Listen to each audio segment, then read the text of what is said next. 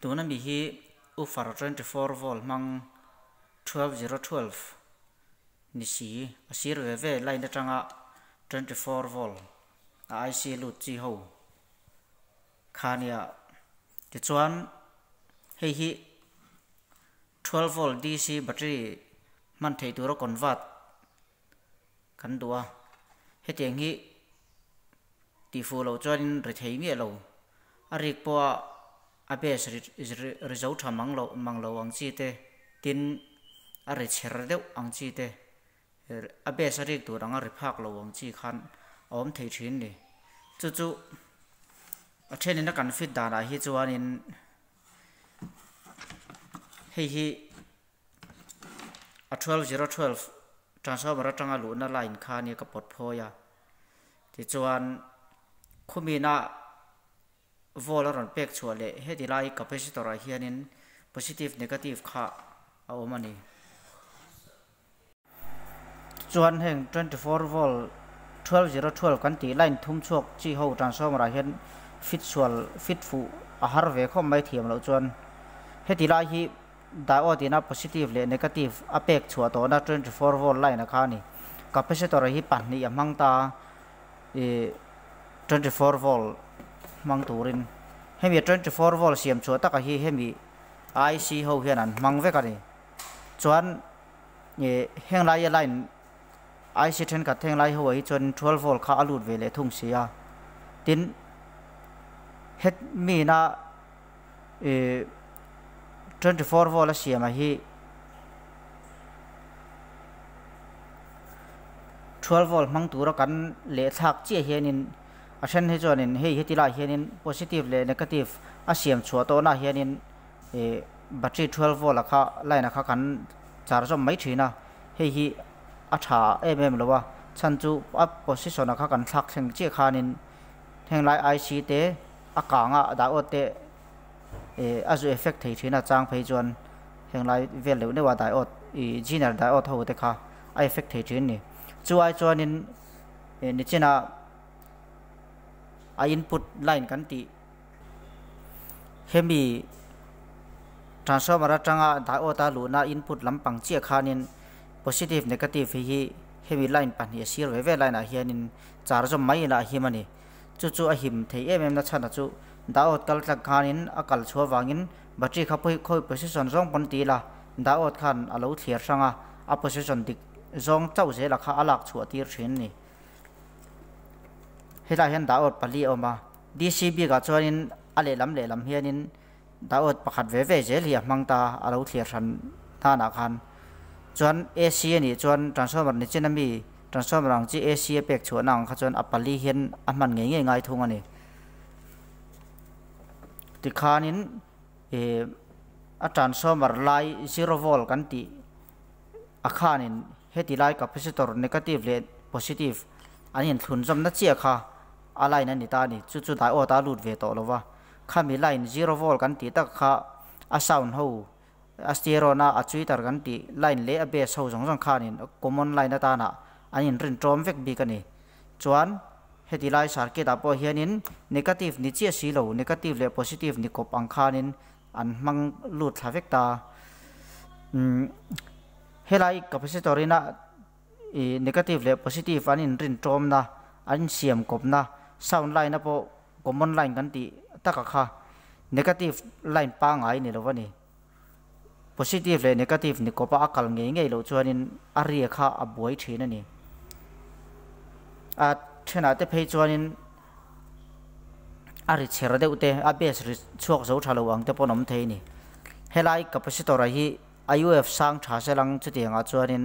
ari ol sam deuh hlek bi ga maro chutiang ani po a base ri turanga ri chuak tha zo lo ang kha alom ve le thei ni tuna hianin kan play chin photanga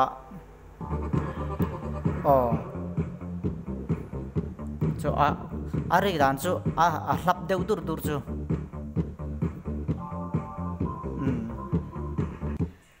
ti chuan nei he tilai 0 volt kan ti positive ve negative ni kop line kan ti a sound line a common line kan ti kha negative pa ngai ni lo dan kan enti ranga tuna hei hi negative line na hian tin ka thun zom phei don ani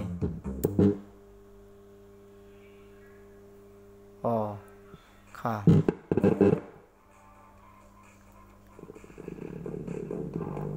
chep te jan na te ku chep che kha a boi thei dan ani tuna kan han sia jok ang khan ari po hi a boi thei thin ni he tiang hian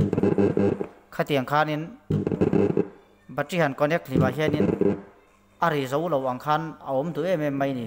chumi chu ti bo tur chuanin transformer san kan mang don ani hi ama transformer original kha nia hi battery hi direct ka avola hi AC ni lawa DC a alu ngar don awangin AC pa ngai lut ain volin ang theu thewa asat tu jok sia wangin helaya avol in balance tur kha poi mo wangin hei kan se langa hei aya vo ka battery load na lo tur akha angai ni hi 0.750 milliampere 12012 thawania hei hi to khop mai hei ka mang mai thina hei line thum thawani tuna hian hei a 0 volt atang hianin positive and negative lampang hi a volt in balance lo dan kan en chin don ni a transformer pa ngai original a chuanin AC ni khanin a in balance thlap mai ni ta hian meter hi lo en taila negative atang capacitor ke ve hang ka tenga hi lampang hi asanga te 9 volt lang velin a lut ta chuan capacitor le lampang atang positive le negative a ka te le ta ni khu lampang chu 4 volt 4 volt lang vel chaw ni kan da le nga hei 3 volt 3.7 volt lang vel chaw ni he lampang chu hei a full 10 9 10 ang velina chho dai ta ain balance lo wanga ari kha boi thei thin ani balance tur chuan ni cheng kan soyang khan he transformer hang hian kan siam don ni hemi a transformer sir ve a 24 na kan ti do mi kha he chu du zong in ati theya helai positive le negative da output ICN lu to na ang chi na lampanga hianin kan charge zom don ni ti hianin positive le negative 24 volt siam chuana ka charge zoma ti chuan alai hemi 0 volt kan ti a common kha heti lai capacitor in negative le positive an siam kopna kan ti da mi transformer 0 volt line ron kal da o ta lut velo ain thun zom na hi lai le helai hi ain kal zom ti kan mu hi helai line a hianin hi kan charge zomang ti khan a volt kan te le nga hi negative khala ni ta ti hianin 6 volt lo nia 6 a helam panga tangin a volt sen balance ta viau mai ni ti kha chuan khu chu poi tham em to lowa point ni ang vel bakin thlau lo ni tu na khu chuan 6 ti kha chuan kan nen chin liang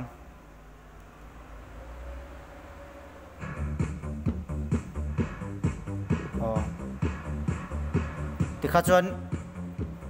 battery lot tira po 100 deuh tu tang chi kha om to lo ni kan off chinanga ka off a ka on le ta hat music ka top lo ka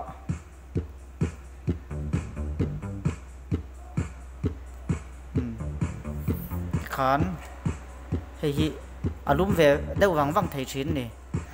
hei hi eng wangin te ka than kan ti chuanin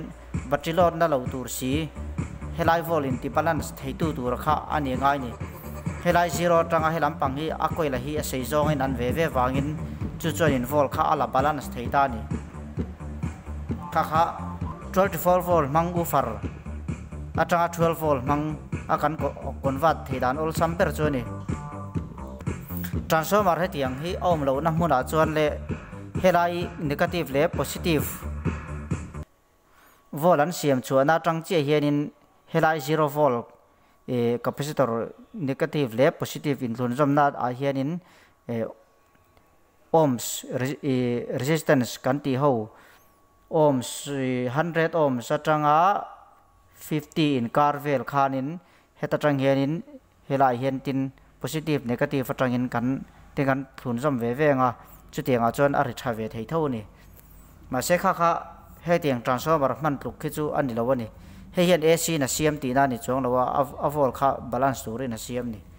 AC na siam lo wangin helama hianin volt pe chuak thei lo ni helai hi chu magnetic a chang thim thima maro chu AC ni lo wangin kan sui helai hianin volt hi a pe chuak ve thei lo wa kha kha waveform ve lo wang ani te khanin kan tha thiam tura kan ngaya heti hi chuan battery 12 volt a khanin du tokin du thu samin a man the ni ti hian ka kil beta kan khung chinanga kan play denge